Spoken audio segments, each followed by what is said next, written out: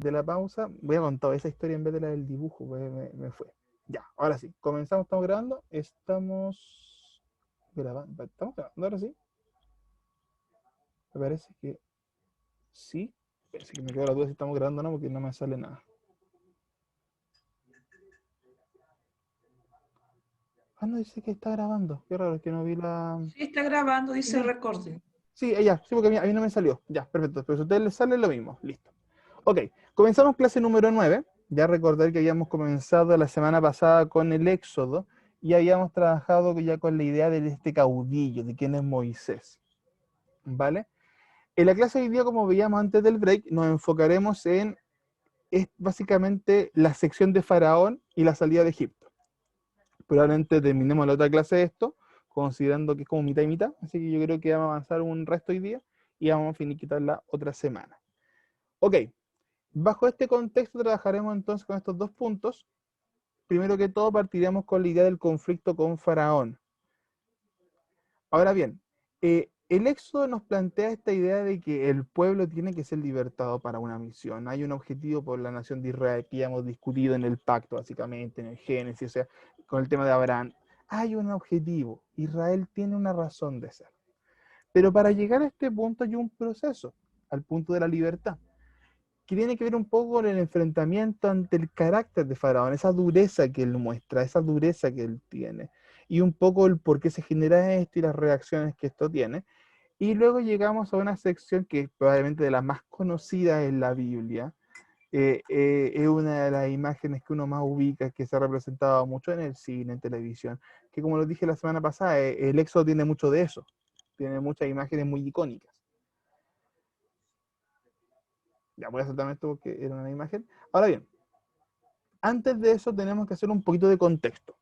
Si nos quedamos con la fecha conservadora, que es, en la cual se presume que se escribe el Éxodo, ya recordemos cuando vimos el debate de las fechas, hay una fecha más temprana y una fecha más bien conservadora que es la por la que se opta.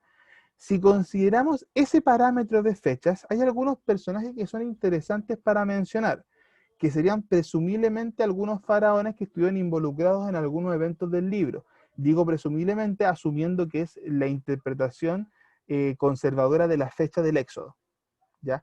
En función de que la fecha sea la otra, obviamente esto cambia. Estoy planteando desde la visión más bien conservadora cómo se acomoda el tema de las fechas. Ahora, entendiendo esa opción, vamos a ver el caso particular de tres faraones. El primero, que es Amosis primero, para redundancia, que actuó en la época del 1500, aproximadamente 1580 al 58, que es un faraón que aunque no estuvo directamente relacionado en el relato de Moisés, es uno de los faraones que estuvo en el conflicto con los Hicsos, que yo lo expliqué la semana pasada, este pueblo nómade, este pueblo que hizo estragos en Egipto durante casi 200 años, o sea, un tiempo más que considerable.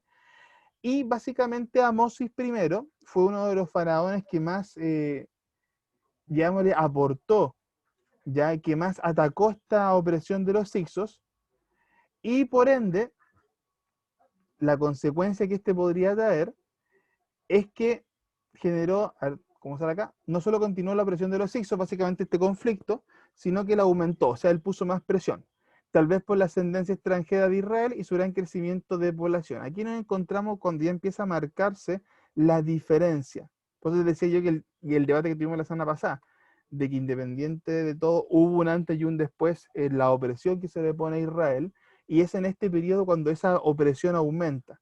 Mientras Amosis se enfrentaba a los Hicsos, el panorama hacia los extranjeros que habitaban Egipto fue empeorando. Basado también en eso y considerando los tiempos, luego nos vamos a saltar al emperador Tutmos I, al faraón Tutmos I, al faraón Tutmos I, cuya fecha, llamémosle, de acción va desde el 1539 aproximadamente al 1482. ¿Qué es lo que hace interesante a este faraón? Basado, insisto, en el acercamiento de las fechas. Que por fecha probablemente sea este el faraón que hizo matar a los niños cuando Moisés nace, entendiendo la época y conectando. Probablemente era él, basándonos nuevamente en el acercamiento conservador de las fechas. Luego aunque este no es un faraón, también es interesante mencionarla. Hatshepsut, Hatshepsut, perdón mi pronunciación de egipcio, Hatshepsut es la hija de Tutmos I, ¿ya? Hija reina, en algún punto fue reina también, y es la esposa de Tutmos II.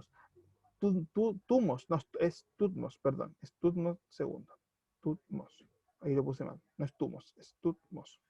Bueno, básicamente fue una reina por usurpación después de la muerte de su esposo, pero también considerando las fechas, es probable que haya sido la hija que adopta a Moisés. Ahora, aquí sí nos queda la duda, y eso hay que decirlo, que no se sabe con seguridad si fue la única hija de Tutmos I. Se le puede poner en esta posición básicamente por su rol de importancia, porque es la que más conocemos, pero tampoco hay que descartar si tuvo más o otras, o sea, si tuvo otras hijas. Entonces, eso no se puede decir con exactitud. Es el personaje que más podemos reconocer por el acercamiento de la fecha y por su relevancia. Pero aquí también hay que plantear la otra posibilidad. Pudo haber sido otra hija que no sabemos que existiese, la que cumplió ese rol. Puede haber pasado. Ahora, basándonos en eso, y si nos saltamos a Tutmos III, ¿ya? Ya cercano al 450, este probablemente es el faraón del cual Moisés huye al desierto de Madián, también haciendo los acercamientos. Y por último, tenemos a Amenofis II, que, insisto, acercando las fechas, por eso yo creo que hay que ser muy cauteloso con esto, aquí no tenemos que como se dice, casarnos con esto, porque nada, porque entender que son fechas muy tempranas. Y probablemente Amenofis II hubiera sido el faraón al cual se enfrentó Moisés, básicamente, donde se producen las plagas y todo el tema de la liberación. El siguiente faraón, Tutmos IV, y acá hay algo interesante, no parecía ser heredero, ya que algunos historiadores te hablan de que no fue el primogénito. Y esto sería algo por lo menos bastante interesante para analizar. Y esta es otra de las razones por las cuales Amenofis sería probablemente este faraón en particular, por el detalle de que si fue un hijo posterior, da pie a lo que pasa en las plagas, al final de cuentas, en la muerte de los primogénitos, lo cual es un dato no menor. Habría que chequearlo bien, aquí admito que no soy experto en esta parte tan egipcia, yo manejo más en historia, más bien posterior. Pero sí sería interesante hacer un chequeito de esto, porque si se puede más o menos corroborar esta versión, yo creo que es una prueba que no se puede, ¿cómo se dice?, mirar en menos, con un hecho tan puntual y tan específico en un periodo de tiempo tan cercano. Ahora bien, entendiendo todos estos personajes y haciendo un poquito el contexto de cómo fue este seguimiento, bueno, lo que sabemos hasta ahora de esta dureza, o cómo se representó la dureza de Faraón, construida durante estos siglos, ya sea por la enemistad con Israel, su mala relación, los conflictos extranjeros, todo lo que podamos debatir, pero la relación que se construyó. Los israelitas en este punto son forzados a hacer trabajos pesados, son oprimidos y explotados para construir las ciudades de Pitón y Ramsés, que fue un poco lo que vimos la vez pasada cuando debatíamos de las fechas, lo que nos podría cuadrar o no. El trabajo cada vez se vuelve más duro, los israelitas fabrican ladrillos y trabajan en los campos, ladrillos a piedra a la antigua, o sea, estamos hablando de un trabajo excesivo, un trabajo que es de esclavitud básicamente. Se le ordena a las parteras de los hebreos dar muerte a los varones que nacen, lo que estaba pasando en el nacimiento de Moisés, que es básicamente no queremos que sigan creciendo en número, no queremos más varones, no queremos potenciales guerreros. Y se les pide que arrojen a todos los niños varones al Nilo. Ya conocemos este contexto, conocemos esta historia. Ahora, cuando Moisés se enfrenta a Faraón, hay una demanda, obviamente, hay una primera exigencia, hay una primera negativa, pero acá pasa algo interesante, que lo primero que Dios le dice a Moisés que relate no es la liberación del pueblo. Lo primero que Dios exige, y déjenme buscar el pasaje exacto para que lo revisemos en función de eso. Déjenme buscar el texto exacto. Si alguien lo encuentra primero, me avisa. Esto es 5 y algo, si no me equivoco. Acá está. En el Pues desde el 5:1 al 5:3. Después Moisés y Aarón entraban a la presencia de Faraón y le dijeron, Jehová, el Dios de Israel, dice, dos puntos, deja ir a mi pueblo a celebrarme fiesta en el desierto.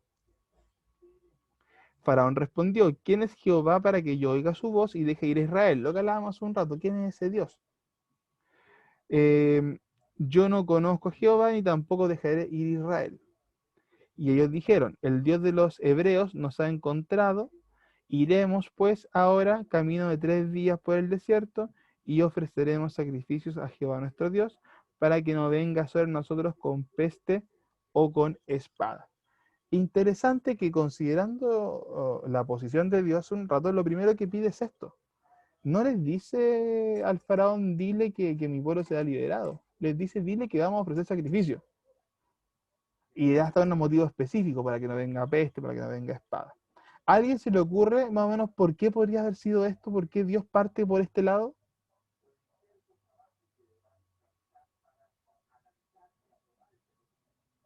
Para que lo pudieran conocer, Puede ser acercarse un interesante. poco más. Ya, podría ser una visión. Pero ¿quién tendría que conocerlo? ¿El pueblo? ¿Faraón mismo para que supiera quién es Dios? Yo Su pienso que pueblo. Ya, el pueblo. espérense. Uno, Marisol y después Trinidad, por favor. El pueblo, estábamos creo en lo mismo. Ya, y Trinidad también que decía, ¿Trinidad era lo mismo? No, para que lo conociera el faraón. Ya, interesante que ahí tenemos otra postura. Que lo conociera Faraón también. No es menor. Porque, El poder de Dios, los israelitas. sí, porque volvamos al punto. La imagen de Faraón no es solamente, lo decíamos en un comienzo, la de un gobernante. Es la imagen prácticamente de un dios de la tierra, una persona que se le enseñaba de magia, de temas religiosos, de política, de guerra. O sea, era una persona que en teoría tenía todas. Pues. Entonces, ¿quién es este Jehová para que me mande a hacer esto? El día de no conocerlo. Ya, pero también hay un tema con el pueblo, que podría haber sido digamos, un espacio para que hubiese un reencuentro, o por lo menos un acercamiento del pueblo con este Dios del cual estaban tan alejados.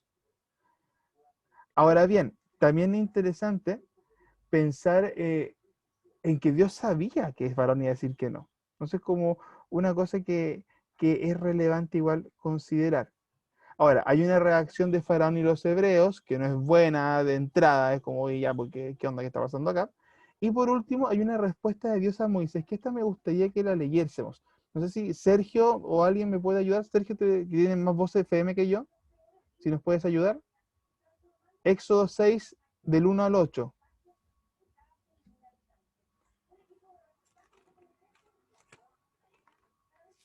Ya, voy yo entonces. ¿No? Espera, ¿Sí? voy yo. Ya, gracias Sergio, te pasaste. 6 del 1 al 8. Sí.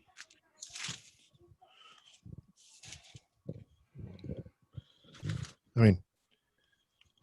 Sí.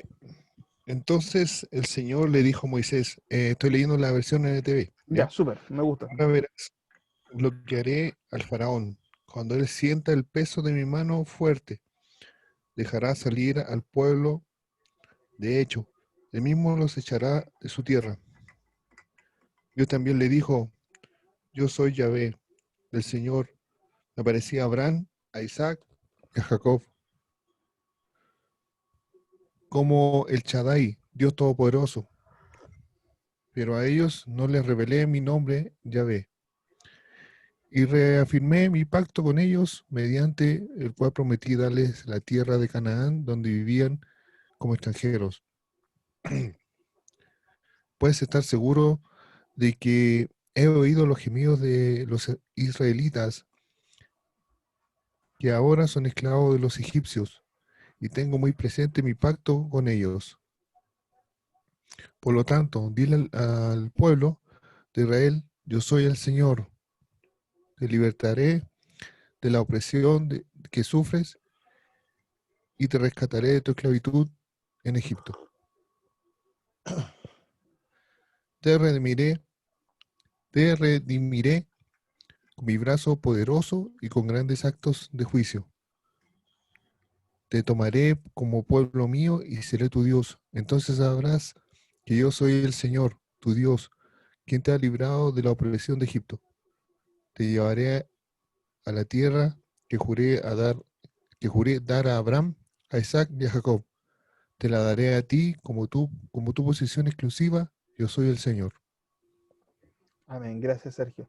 Se dan cuenta que es una respuesta tremendamente contundente. Dios apela a los patriarcas, Dios apela a la historia pasada de Israel, apela a que es el Dios de los antepasados, apela al pacto. Recordar que decíamos que el concepto original de pacto era esta idea de estar encadenado, o sea, Dios se encadenó a la nación de Israel. Y está recordando eso. Dios está recordando, yo estoy en un pacto con ustedes, no los voy a dejar, no los voy a abandonar, voy a mantenerme con ustedes. Entonces, son palabras de aliento, son palabras de fuerza. Al final de cuentas, también dice en el 5, y lo mencionaba también Sergio, asimismo yo he oído el gemido de los hijos de Israel, a quienes hacen servir los egipcios, y me he acordado del pacto. O sea, Dios, aparte de recordar de dónde, o sea, recordar el pacto, recordar la historia, dice, no he hecho oídos sordos. No he hecho oídos sordos. Sé lo que han sufrido.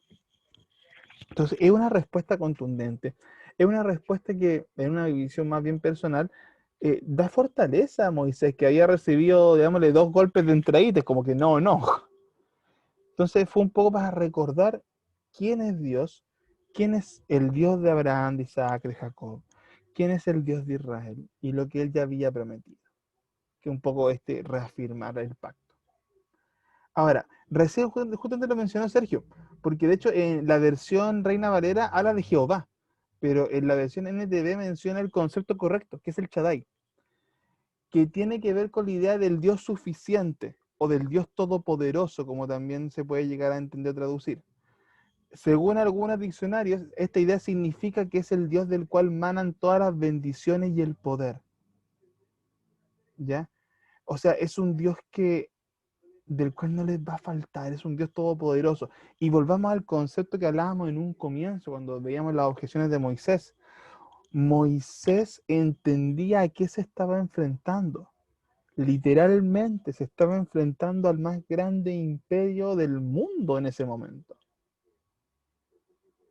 Y no es menor que Dios se llame a sí mismo como el Shaddai, el suficiente, el todopoderoso.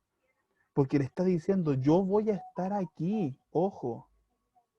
Y yo soy más fuerte que Faraón, soy más fuerte que Egipto. Voy al chat un segundo. ¿Es con doble D? Oh, sí, verdad. Ve, detalle, lo corregimos al tiro porque si no me viene más encima de los nombres del Señor, menos me quiero equivocar. Listo. Graciela, como se dice. Bueno, y por último en el 6.4, que hace este recordatorio del pacto, lo que decíamos hace un rato, este ya estar encadenado. Dios encadenó a su pueblo. Pero que a pesar de eso Dios lo hace voluntariamente, no lo hace por obligación, no lo hace porque le hicieron tonto, no. Dios lo hace voluntariamente a cumplir este pacto. Oye, voy a hacer un paréntesis súper nada que ver a esto, pero para entender un poco por qué es importante la idea del pacto voluntario de Dios.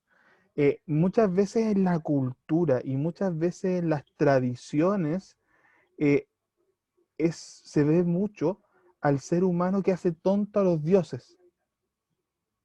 Pasa mucho en la mitología griega, incluso en la mitología más bien celta, también se da mucho el tema de que se engañan a los dioses, de que el ser humano hace que los dioses estén en deuda con ellos. Y es como este juego de la humanidad. Pero sin embargo, lo que Dios hace es distinto acá. Dios no cayó por una jugarreta. Dios se une por decisión propia en pacto con Israel, a pesar de que es un trato desigual, porque obviamente Dios es Dios y el humano es el humano, pero Él lo hace voluntariamente. E insisto, debo dejar eso muy en claro, porque muchas veces el entendimiento va por esa línea de que es como que el ser humano hizo mérito para tener pacto, o que el ser humano hizo truculencia para obtener el pacto. No, fue algo que Dios puso de por sí. Ya, luego, ese era un paréntesis, después se me olvidó ese detalle y no es menor. Si me voy un poco a la conexión con la parte mitológica, cómo otras religiones interpretan muchos relatos de relación el pueblo y sus propios dioses. Ya. Luego de eso, nos pasamos al capítulo 7 al 11, donde nos relata el tema de las plagas.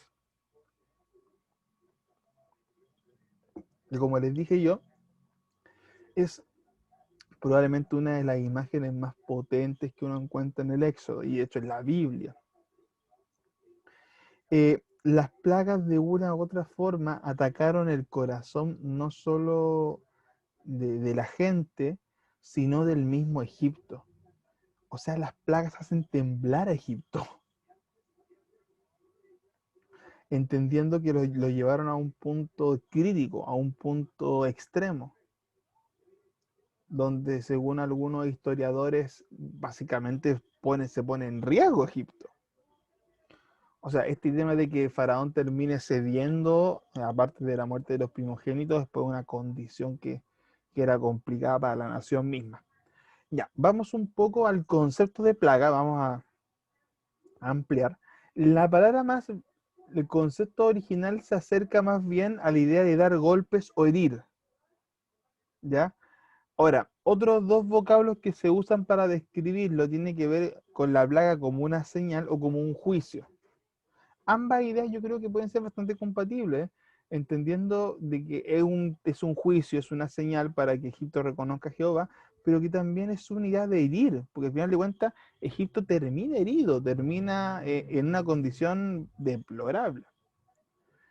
Pero en resumen son señales y actos divinos que demostraron que Jehová es el Dios supremo, este Shaddai, este Dios todopoderoso, este Dios todo suficiente, que es una forma que Dios utilizó. Entonces, detalle, esta idea de la plaga, que tiene que ver con dar golpes o herir, o en un segundo posible significado, la idea de la señal o juicio. Ahí tenemos un poco el acercamiento al concepto.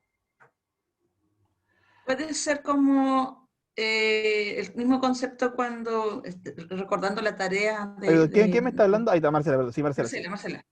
Recordando la tarea de los patriarcas, cuando estaba leyendo sobre Abraham, hay una parte que dice que también fueron golpeados con las plagas por juicio de la esposa, por Sarai en ese momento. Uh-huh. Sí, de hecho, va acorde al concepto, que es una forma de dar juicio. Sí, habría que chequear si el vocablo es exactamente el mismo, pero calza, puede ser. Obviamente hay que ir puliendo la idea por el contexto, pero sí, porque va dentro de la línea del significado de la palabra, que va por el tema, es la idea de dar un juicio, de mostrar una señal, de este caso, del poder de Dios. Así que sí, perfectamente viable. Como digo, hay que chequear el vocablo exacto, pero puede ser, de hecho debería ser el mismo. Ahora bien, las plagas fueron la respuesta de Dios, un poco lo que plantea Pablo Hoff, a la pregunta de Faraón. ¿Quién es Jehová para que yo oiga su voz? Recordar lo que leíamos al comienzo. ¿Quién es ese Jehová? O sea, es como si a Faraón, si le quedase alguna duda de quién era ese Dios de este pueblo chiquito que estaba de esclavo, ya no le cabe duda. Fue una forma contundente, fue una forma potente, fue una forma, al final de cuentas, hermanos amados, irrevocable de la existencia de Dios. Y del poder de Dios, obviamente. Porque claro, el Egipto puede considerar la existencia más dioses, pero de ahí a considerarlo al mismo nivel o mucho más grande que su propio panteón de dioses, ahí está el logro. Y al final de cuentas es torcerle la mano a Egipto en eso. Ahora, si nos vamos un poco al propósito de las plagas, aquí hay cosas bien interesantes. Bueno, la primera y yo creo que la más obvia, tiene que ver con la idea de demostrar que Jehová es el Dios supremo y soberano. ¿Ya? Tanto israelitas como egipcios supieron quién era Jehová. Recordad que las primeras, creo que son 3 o 4 plagas, no me acuerdo bien, van dirigidas para ambos. O sea, en las primeras plagas no hay ¿cómo se dice? No hay un paralelo, no hay una separación. Las primeras son para todos, por igual. Ya después las plagas comienzan a enfocarse en la nación misma de Egipto, o en el pueblo de Egipto. Pero las primeras fueron así, como se dice, tupido y parejo, ¡pum!, de golpe. Que también yo creo que es una forma un llamado de atención bastante evidente de que al final el pueblo tenía que recordar quién era Dios. Ese Dios de los patriarcas, ese Dios de la historia, ese Dios que había sido su Dios en ese tiempo. Entonces, fue una llamada de atención, insisto, primeramente para el pueblo, por eso es que las primeras, como les digo, plagas son para ambos, y también ya para Egipto fue, como decirlo, uy, disculpe, le dio un bostezo, lo lleva hace rato ocultando, no lo pude ocultar más. Pero también tenía que ver con esta idea de castigar al pueblo de Egipto, porque obviamente hubo una opresión, hubo un maltrato y todo lo que se discutió durante la semana pasada. Ahora, el segundo objetivo es bien interesante y les voy a mostrar en unas diapos más un comparativo que se hace, que yo lo encontré muy interesante o sea, recuerdo que es muy interesante, que plantea que hay llamémosle un propósito más bien, un objetivo más bien específico, un propósito más bien secundario, que tendría que ver con derrotar a las deidades de Egipto, derrocarlas, porque hay que entender que para que Egipto Faraón específicamente, haya permitido que el pueblo saliese, tenías que destruir Egipto no solamente en lo físico, sino que tenías que destruirlo en función de sus deidades. Tenía que de cualquier forma demostrar la soberanía de Dios. Entonces, ese teólogo, y unos cuantos, no solamente uno, te plantea este objetivo secundario de cómo por medio de las plagas es un simbolismo de cómo también Dios va derrocando cada una de estas deidades egipcias como por orden. Ya, hasta que llega al Dios de la muerte, básicamente la expresión de la muerte de los primogénitos. Que algo interesante y lo veremos en un momento más, creo que en una o dos diapos más, o en una o dos diapos llegamos a ese punto. Y por último, como les decía, esta idea de castigar a los egipcios, ¿ya? Egipcios, por todo lo que hemos conversado, el tema de la opresión del pueblo israelita y por haber hecho su vida amarga, o sea, básicamente por haber sido unos opresores, en palabras muy sencillas. Uy, perdón, me vino todo el bajón, disculpen. Ya, avancemos un poquito. Y por último, como otro propósito para ir incluyendo, está efectuar la liberación de Israel. O sea, hay un tema evidente acá. No solamente se castiga al pueblo de Egipto, no solamente Dios quiere que se recuerde quién es Él, sino que también está el motivo más inmediato. Israel tiene que salir de Egipto. Y esa salida de Egipto es también toda una preparación. Es lo que es fe, es lo que es obediencia, es lo que es que el pueblo entendiese quién es Dios. O sea, más que entendiese, que el pueblo recordase quién era Dios. Hay mucha gente que cuando uno le dice de que el pueblo vagó 40 años en el desierto, lo toma como chiste. Yo de hecho he visto memes que ponen un GPS al lado de los israelitas. Es como, ¿cómo no llegaste a tu destino en 40 años? Como que la gente cuando lee eso de pasar no le cuadra. Pero no es solamente el viaje. Es que durante ese tiempo literalmente se cambió la generación. Literalmente, era gente nueva, eran jóvenes nuevos, eran guerreros nuevos. Era necesario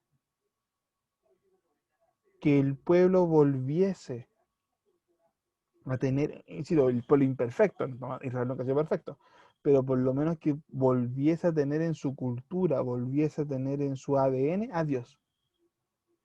Y para eso tiene que pasar no poco tiempo, tiene que ser toda una transformación completa. Entonces cuando uno lo entiende desde ese punto de vista y viendo esta idea de preparar la ley, preparar el pacto, preparar todo lo que implicó ese sello que significaba definitivamente el nacimiento de Israel como nación, no podía hacerse de golpe. Se imaginan, y juguemos un poquito, que estando en Egipto, o sea, imaginemos, vamos a imaginar hacia lo loco, Faraón nunca se dio. ¿Se imaginan, no sé, que Dios hubiese intentado instaurar el tema de la ley en Egipto? Hubiera sido desastroso. Porque parte del viaje, parte de todo eso, aparte de salir del pueblo opresor y todo eso, también era ir formando poco a poco lo que Israel necesitaba, aunque sea en un tiempo breve, pero prepararlo para lo que sería la ley como tal. O sea, pasar de esta condición de esclavo a una condición de un pueblo libre. Ahora, un repaso muy rápido, porque como les digo, después tenemos que ver esta idea del comparativo de las plagas. Tiene que ver con esto. Acá hay un resumen rapidito de las 10 plagas. La plaga de la sangre, la plaga de las ranas, la plaga de los mosquitos, la plaga de los tábanos, la plaga del ganado, la plaga de las úlceras, el granizo, las langostas, las tinieblas y por último los primogénitos. Acá pasa algo bien interesante. Hace un tiempo veía, hace un par de años, en un último hace un par de años, veía un documental en el History Channel. Y en dicho documental, que no era una serie de documentales, pero no me acuerdo el nombre, la verdad, donde en este caso los científicos, los que animaban el programa, intentaban dar una explicación natural a las plagas. Pero fíjate que no desde un punto de vista como ateo, no, yo creo que intentaban explicar que sí era posible que esto pasara. Yo creo que esto el enfoque me gustó, lo que era interesante. Intentando explicar que esto sí podía pasar. Y te partieron diciendo una contaminación masiva en los ríos. Si esta contaminación masiva se extendía, empezaban a enfermarse los animales, lo que los llevaría a la muerte. Si los animales se enferman, comienzan a aparecer estos seres de acá al medio, ranas, por los olores, por las condiciones del río, los mismos mosquitos, los tábanos. O sea, te intenta hacer una conexión natural del proceso. Obviamente, agua contaminada, ganado enfermo o muerto, te genera enfermedad, te genera úlcera, y ya lo último tiene que ver con condiciones más específicas, temas naturales como el granizo o un eclipse, que sería lo más cercano al punto 9, y en el caso de la langosta, que tiene que ver con todo el tema de que la langosta es una plaga masiva en esa época. De hecho, la Biblia utiliza más adelante en otros textos la metáfora de las langostas, o sea, no es un elemento tan ajeno, pero que también podría verse conectado con lo que pasó en las primeras 5 plagas. Ahora, uno podría decir, no, eso es una falacia, ¿cómo le estamos quitando poder a Dios?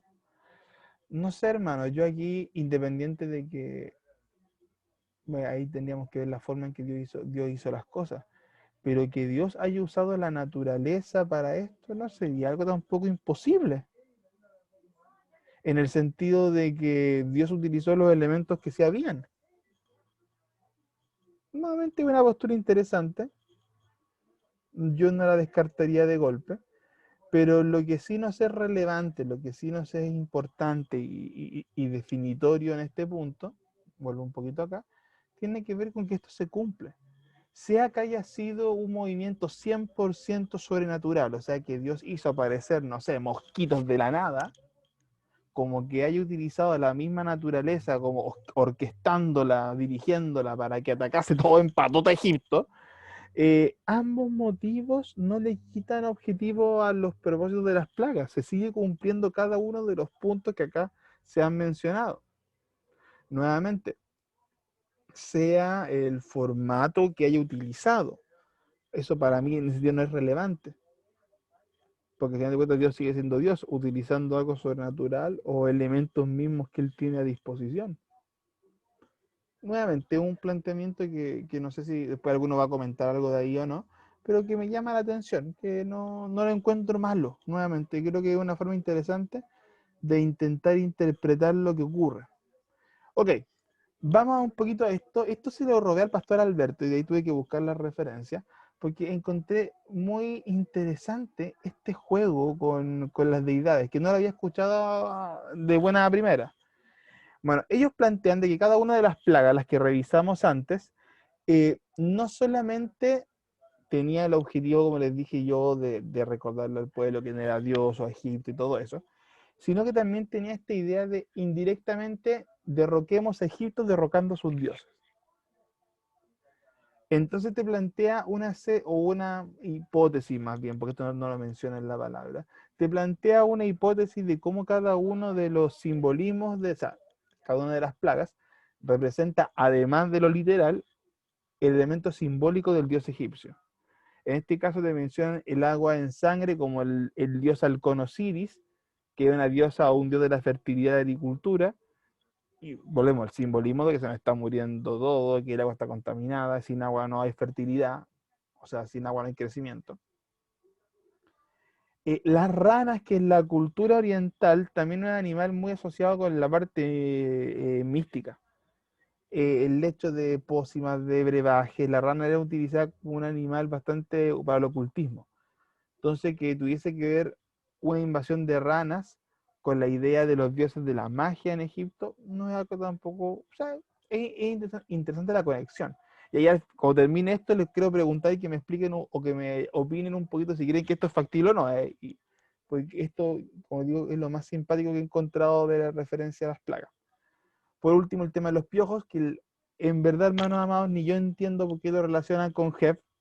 No, esta no la puedo explicar. Perdóneme. La de los piojos no la puedo explicar. Pero también lo relacionan con esa idea, esta idea de los piojos, de los tábanos también. Luego está esta idea de las moscas, como de la diosa Isis. Y sí, también este es más fácil de interpretar en el sentido de que Isis es básicamente la diosa que genera vida en la mitología egipcia. Y la mosca es un animal que también, dentro de la historia de las culturas antiguas, es un animal que representa la muerte. Incluso en algunas culturas, no me acuerdo la expresión exacta que usan, que las moscas de una u otra forma son portadoras de parte del alma de la persona cuando muere, a ese nivel. O sea, el tema de la mosca no era menor. Nuevamente, dentro de las culturas paganas, las culturas orientales antiguas. Pero el tema este de cómo las moscas podían ser hasta portadoras de parte, me refiero a que cuando la mosca se posiciona en un cadáver es como que toma parte de él. Así va la explicación. Pero también es bien interesante cómo la correlacionan. Bueno, la peste en el ganado con el dios Apis, que tiene que ver con el dios de la fertilidad del rebaño. Y de hecho, la figura misma del dios es un toro, es un becerro. Y de hecho, esta figura de Apis la volveremos a mencionar cuando lleguemos al becerro de oro. Hago el paréntesis. Porque es muy simpático que Israel representase en el becerro dorado a una figura muy parecida a un dios egipcio. Así que después les pondremos este paréntesis en el futuro cuando hablemos de ese punto. También esta es como muy obvia, porque el tema del ganado, que se represente con este intento de acabar con la deidad relacionada con el ganado, es fácil de relacionar.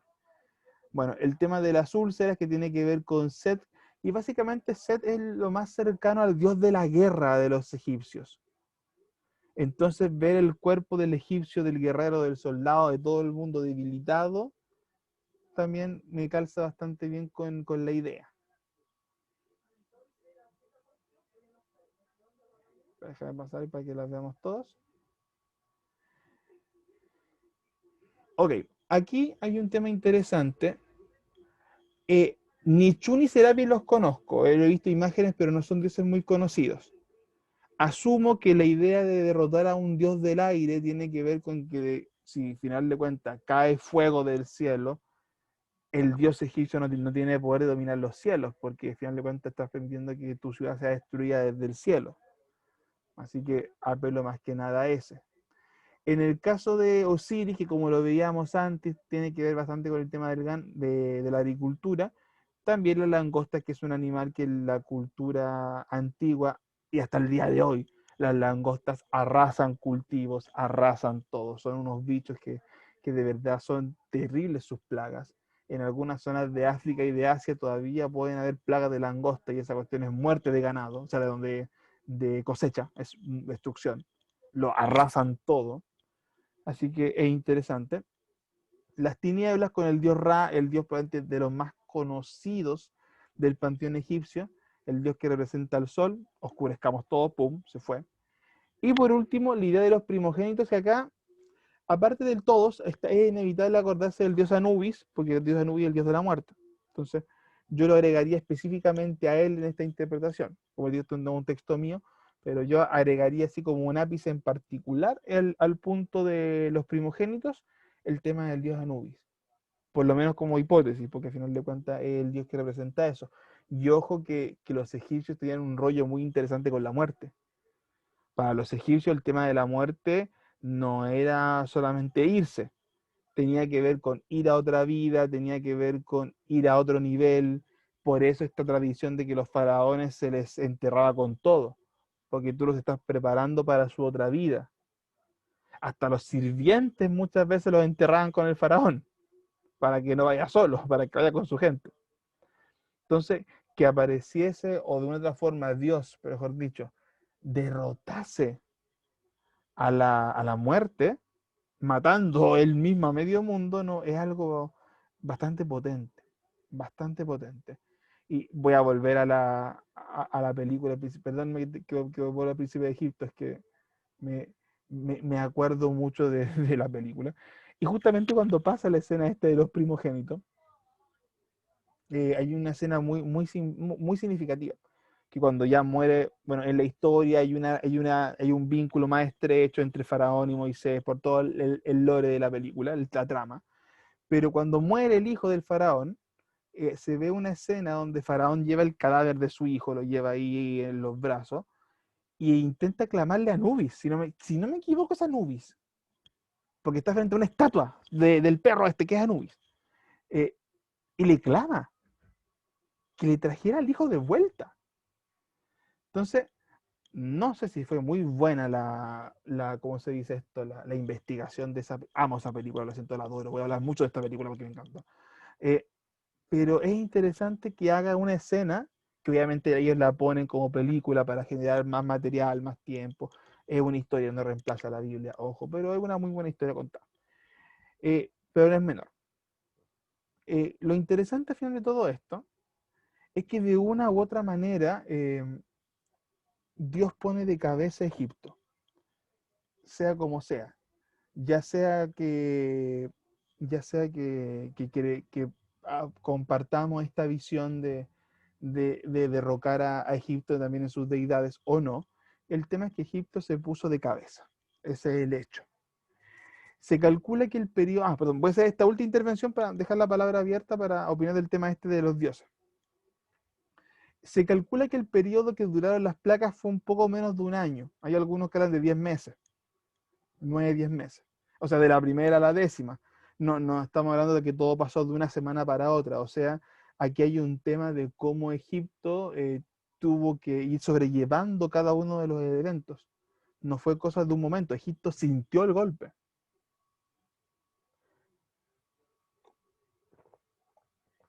Y me gustaría que alguien me buscase, por favor, Éxodo 10:7, mientras vamos avanzando en esto. Éxodo 10:7. Bueno, y como les decía hace un rato, las primeras 3 plagas en este caso fueron las que atacaron tanto a egipcios y a hebreos.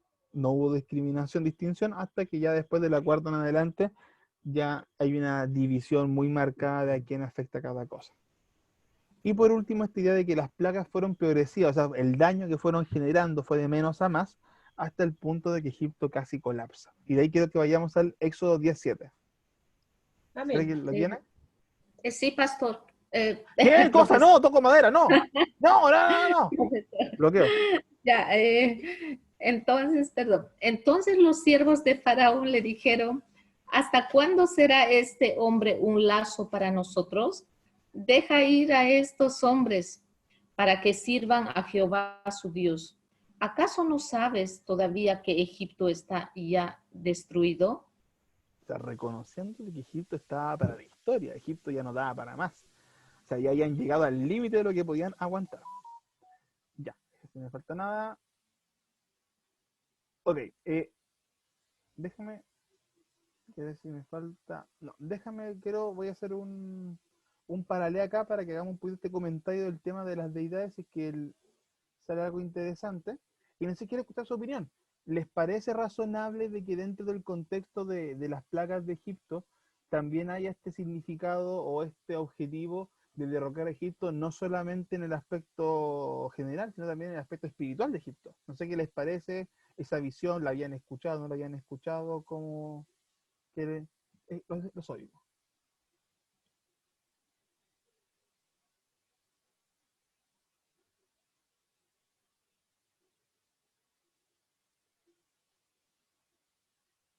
No lo soy. Ya, avanzo entonces, estimado. Sí. Bueno, como les dije, es un planteamiento, no tiene que ver con una verdad bíblica, no tiene que ver con algo que uno pueda asumir al 100% y que no está relatado, pero creo yo que por lo menos es un planteamiento interesante y creo que podría así considerarse. Eh, Independiente o no, como leíamos en Éxodo 17, sea como sea, ya hay una destrucción de Egipto, sea como sea, Egipto ya está en condiciones más o menos paupérrimas. O sea, aquí no podríamos decir que Egipto pasó bien o que Egipto no tuvo mayor problema, no. De aquí quiero que vayamos a poco analizando esto último. Las plagas, a final de cuentas, terminan anulando el poderío de los egipcios. Desde la parte económica, porque le estáis matando el ganado, le estáis matando lo que implicaba a ello un sustento. Y ojo que el ganado no se recupera en 2 semanas. El ganado, tú matas un sembradío, matas ganado, y eso es una temporada completa por lo menos que tiene que renovarse. La prolongación de la serie de plagas no obedece ni a capricho ni a necesidad. O sea, aquí hay un tema de debate que seguramente lo vamos a tener, yo creo que la otra semana por tiempo, que es respecto al tema del corazón endurecido de Faraón. Porque al final de cuentas, Faraón, por el corazón que Dios le endurece, no permite que el pueblo se vaya. Pero ahí tampoco es un tema de capricho de Dios de hacerlo por hacerlo. O sea, Dios tenía que, estas dos razones, por una parte, generar el juicio sobre Egipto, recordar esta idea de plaga, que es una señal, un juicio, pero también tenía que recordarle a su pueblo quién era Dios. O sea, ¿se imaginan que al revés, Faraón a la primera vez que se vayan, a la primera, el pueblo se hubiera ido, ya, vámonos nomás, po. Tal vez muchos no se hubieran ido, porque ya estaban acostumbrados a la vida de esclavo. Tal vez muchos hubieran desertado en el camino mucho más fácil, porque no tuvieron la experiencia de estar ese tiempo en Egipto y vivir todo lo que se vivió en este periodo. Y por ende Dios también les fue enseñando, les fue mostrando su soberanía y se las dejó clarísima. O sea, lo leíamos hace un rato, fueron cerca de por lo menos 10 meses de plagas. O sea, el pueblo tuvo tiempo de sobra para darse cuenta de lo que estaba pasando, para darse cuenta de quién era Dios. Así que no es menor, nuevamente, no es un tema que es interesante considerar.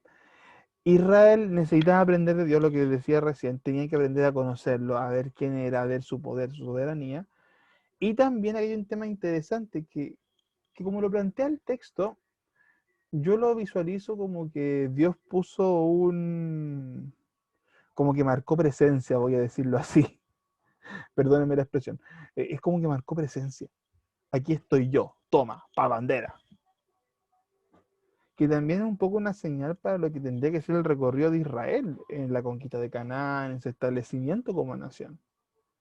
O sea, es poner a Israel en el mapa, voy a decirlo de esa forma.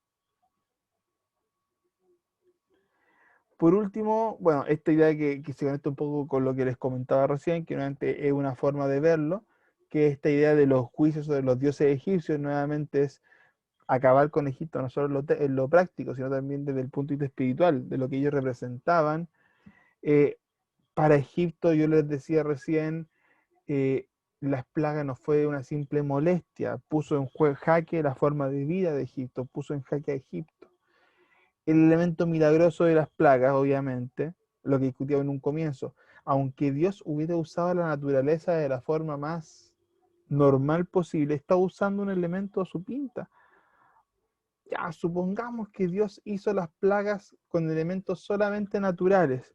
Da lo mismo, sigue siendo sobrenatural, porque Dios permitió que todo eso ocurriese.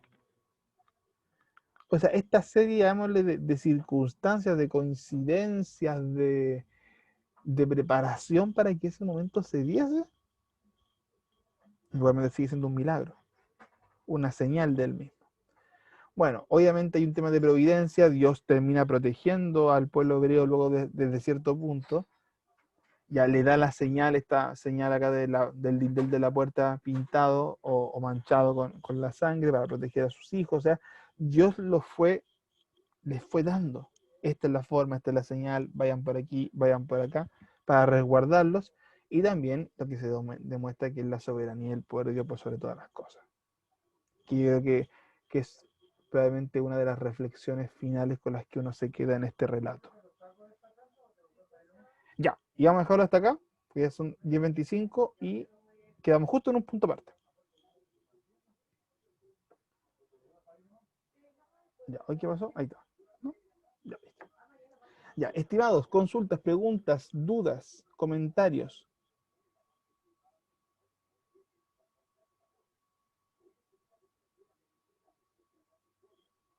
No, que andamos silenciosos hoy día. No importa, Profe, hermano, igual los quiero. Ya. profe, Sí, lo profe. escucho. Usted habla de que Dios derrumbó la deidad de Egipto. Eso, eh, no sé si tomarlo que después de eso ya los dioses de Egipto ya hasta ahí no llegó lo que era todo lo que era el paganismo de los egipcios con respecto a sus dioses, o solamente en ese tiempo fue eso. No, o sea, Egipto continuó siendo un país pagano, o sea, un imperio pagano y todo. Egipto tuvo que reponerse, obviamente, hay todo un tema de, de una reestructuración. Pero sí yo creo que fue un golpe. Por eso, cuando yo les planteo esto, no es por capricho, es porque en verdad creo que hay un simbolismo y un significado también tras eso. Eh, porque de una u otra forma Dios golpea a Egipto y lo golpea en sus raíces, que era su paganismo, derechamente. Incluso el hecho de que al momento de que cuando Israel sale de Egipto, también hay egipcios que salen con ellos, también tiene que ver con eso. O sea, incluso el egipcio, no incluso, pero probablemente muchos de esos egipcios paganos tal vez no creyeron en Jehová como Dios verdadero. Pero ¿qué vieron? Oye, este compadre nos dio paliza, po. Me voy donde el ganador, po. O sea, aunque haya sido o sea, fue en un momento, porque si consideramos la historia de Egipto continúa bastante tiempo después y su paganismo sigue, pero sí fue un golpe y fue probablemente, al final de cuentas, fue la forma en que Dios tuvo que doblegar a Faraón, doblegando las raíces de la misma nación.